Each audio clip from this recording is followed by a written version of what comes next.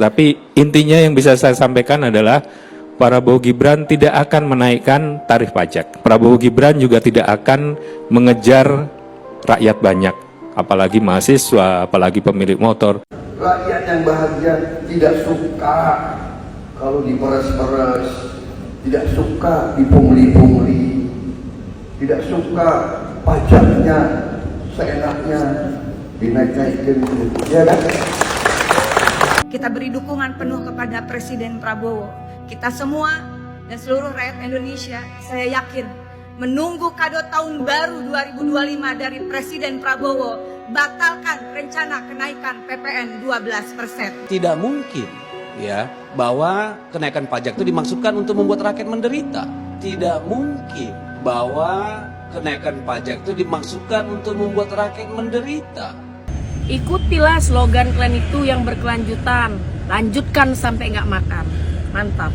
Assalamualaikum warahmatullahi wabarakatuh. Kembali lagi di channel Prayoga Muhammad. Gimana kabar kalian semua? Semoga baik-baik saja ya, dan dilancarkan segala rezekinya.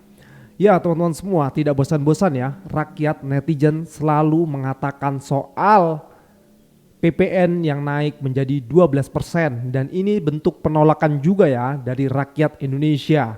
Yang dimana sesuai janji Pak Prabowo saat kampanye, beliau mengatakan tidak akan menaikkan pajak. Tapi nyatanya PPN menjadi 12%, yang artinya naik 1%. Tapi teman-teman semua, kita juga tidak menutup mata ya bahwasanya ini adalah hasil dari persetujuan PDIP waktu masih bersama dengan Bapak Mulyono ya. Dan di video ini jelas ada ya Deddy Sitorus yang mengatakan bahwasanya pajak itu tidak menyengsarakan rakyat, yang dimana partai PDIP juga ikut mengesahkan ya bahwasanya pajak naik 12%. Tapi sekarang terlihat partai PDIP tidak setuju, mungkin karena tidak berkuasa. Tapi ya ada baiknya juga sih ya, karena memang kalau partai PDIP ini di luar pemerintahan keren sih, gua acungin jempol.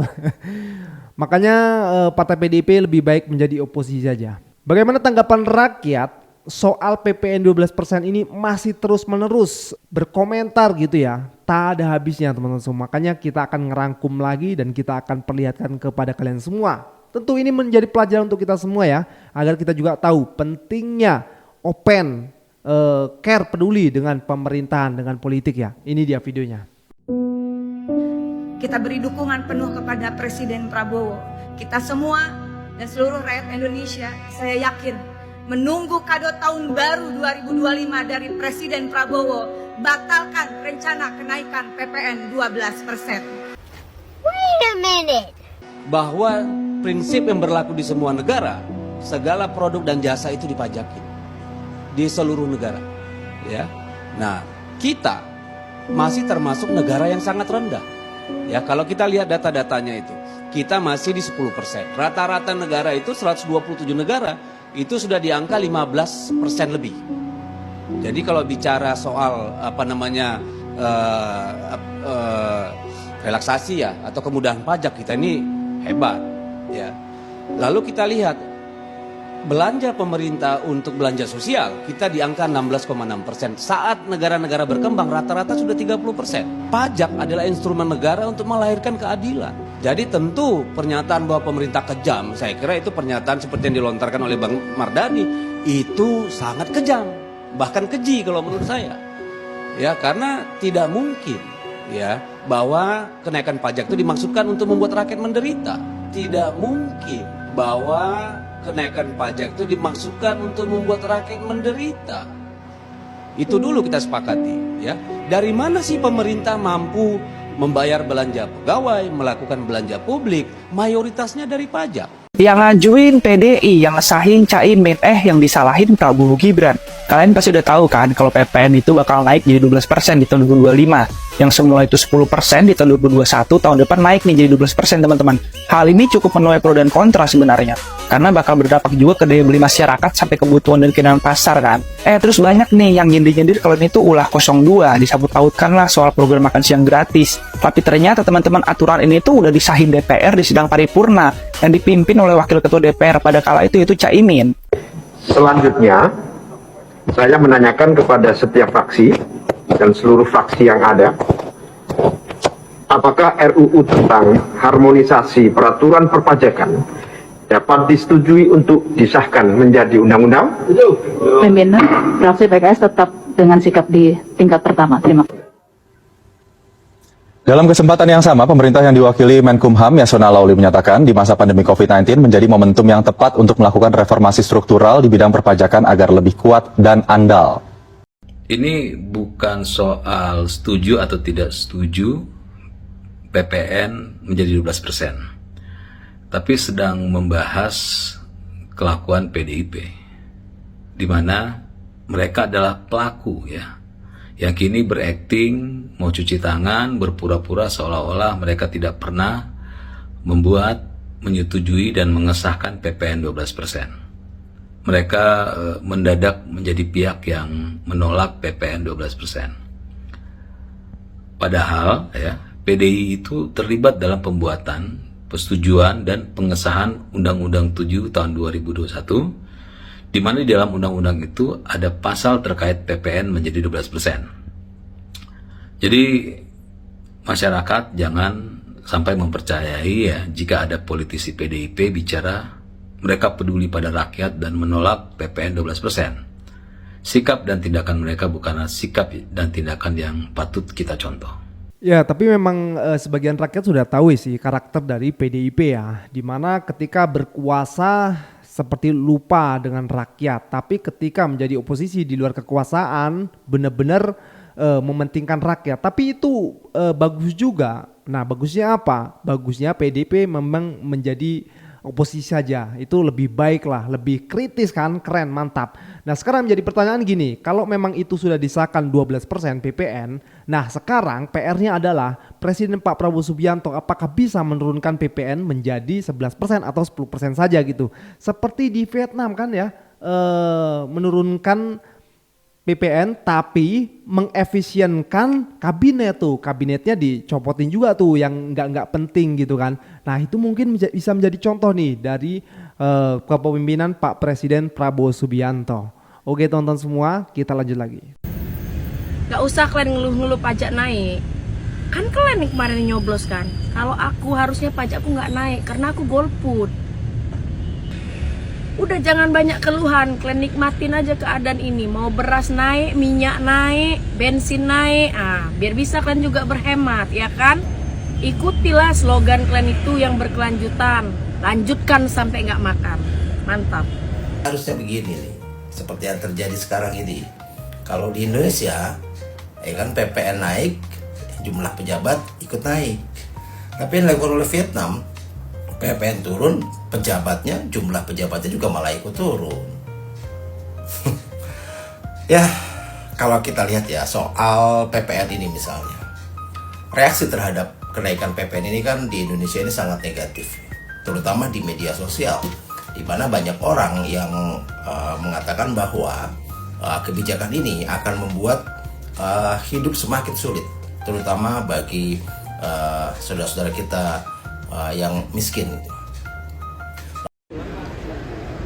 Di saat Indonesia menaikkan PPN 12% dan rupiah meluncur deras ke 16.500, di sisi bersamaan Vietnam mengurangi PPN, tetapi yang dilakukan adalah bukan dengan memeras rakyatnya, tetapi malah memotong jumlah lembaga dan kementerian.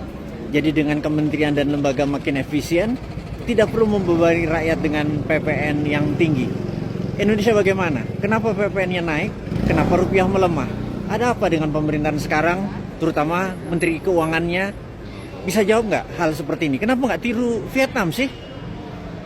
Bang, memang bener PPN bakal naik ke 12%. Well, rencananya sih gitu sih di 2025. Tapi bagus dong. Harusnya kan kalau pajak tinggi, warga happy. Kita coba belajar dari Finland. Mereka tuh pajak sampai 56% dan gak pernah turun di bawah 49% dari tahun 1996. Dan Finlandia dia pajak tertinggi nomor 2 di dunia. Hasilnya warga itu jadi warga yang paling bahagia di dunia 6 tahun berturut-turut. Loh, kenapa bisa kayak gitu? Karena di sana semua warga itu percaya bahwa pemerintahnya dan pajak yang mereka bayar itu tuh bakal dibalikin lagi ke fasilitas yang mereka bisa nikmatin. Contoh ya, kalau mereka kayak infrastruktur, pendidikan gratis, biaya kesehatan murah, keamanan, sampai pengembangan ekonomi. Di luar dari itu mereka banyak banget loh penghargaannya. Pencapaian dari nomor 1, negara paling aman di tahun 2017, paling bebas untuk kepentingan individu dan hak-hak warganya, paling stabil dari keadaan politik dan pendidikan yang diakui secara internasional. Enaknya gitu kalau negara tuh punya banyak uang. Tapi kok beda ya sama Indonesia ya? Kalau pajak naik 1% terus semuanya demo. Kalau pajaknya dikelola lebih baik, misalnya kayak kemarin dipakai buat beli gorden. Oke, enggak guys, video ini agak satir ya. Tapi sebenarnya ini nggak bisa dilihat dari bagus atau jeleknya doang. Balik lagi, kebijakan gini harus disertain sama harapan. Kedepannya kita bakal percaya itu uangnya balik lagi kita atau enggak, dan majuin negara kita atau enggak. Ini video lebih perspektif aja ya. Kalian tipe yang setuju nggak naik 1% per 1 Januari di 2025? Coba tahu, mungkin kita bisa jadi kayak Finland.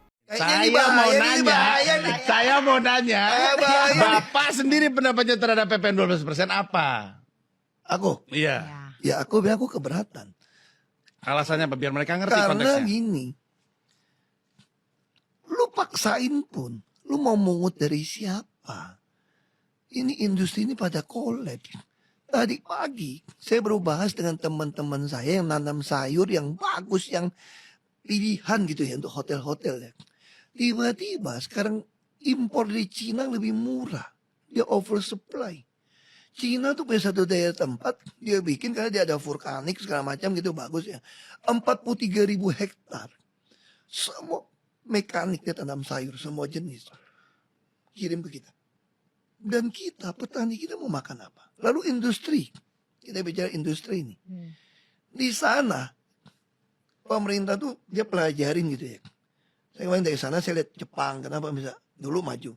Sampai si supplier berapa lapis, itu dipelajarin. Nah titik lapis mana yang butuh intervensi pemerintah, supaya biayanya murah. Kita kan enggak. Kita bangun industri ini enggak. Tutup pabrik itu banyak.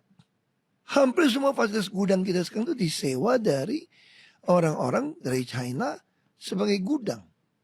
Ini si pengusaha dapat dipersulit, gua sewain aja deh.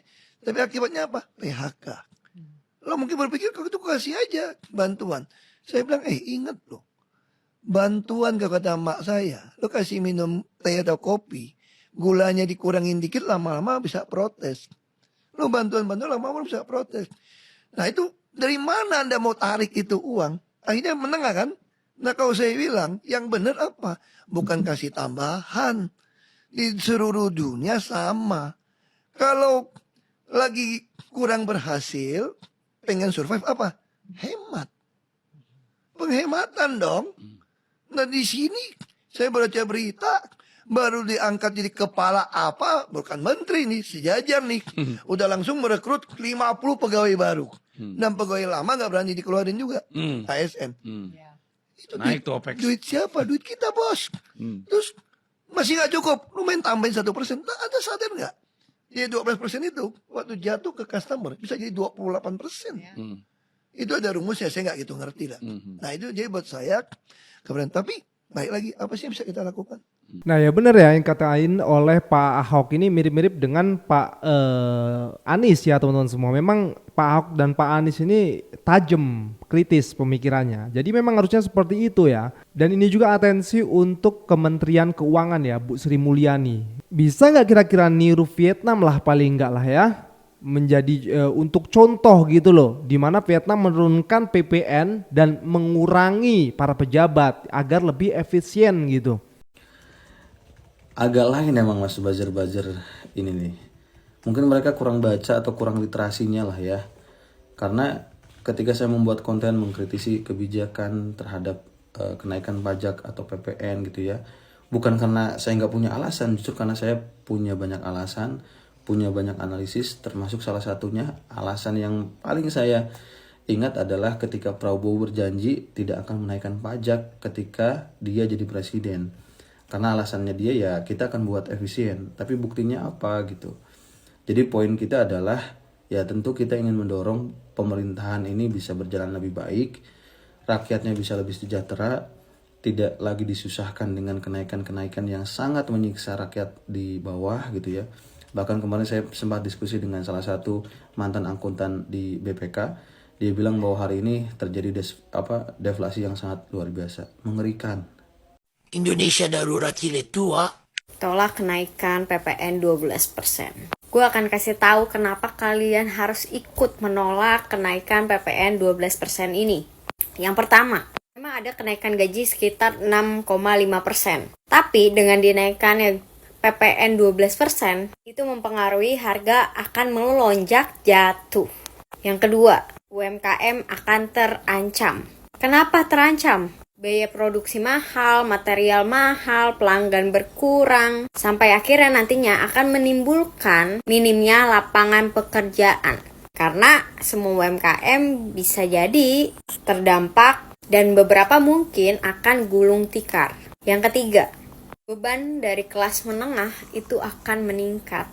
Dan itu tuh jadinya menimbulkan kelas menengah nih kayaknya nggak akan ada, tapi menjadi kelas bawah. Yang keempat, menurut orang-orang mungkin selisih dari pajak 12% ini itu dikit ya. Tapi kalau dihitung-hitung dan ditotalin, dijumlahin ya, kayak kita bayar listrik, bayar wifi, dan termasuk biaya barang-barang mewah yang tercantum dalam undang-undang, itu kita kan bayar sekitar 12.000 kalau harganya di 100.000. Coba aja kaliin, dalam sebulan rentetannya 12% semua. Jadi pengeluarannya makin membengkak ya Wak. Dan yang terakhir nih paling parah, beban memang untuk rakyat, tapi yang untung tetap yang di atas. Kenapa kayak gitu? Rakyat ini dipaksa untuk membayar defisit APBN. Sementara perusahaan besar, orang-orang kaya tetap mendapatkan keringanan pajak. Nah, jadi itu poin-poin penting untuk kalian mempertimbangkan kalian ini harus ikut serta dalam penolakan PPN 12%. Menarik pajak tanpa imbalan yang setimpal untuk rakyat adalah sebuah kejahatan. Betul sekali ya. Gini harusnya gini nih. Jadi anak muda itu harus cerdas. Selain cantik tapi cerdas juga. Oke teman-teman semua, sekian dari gua Prega Muhammad. Wassalamualaikum warahmatullahi wabarakatuh.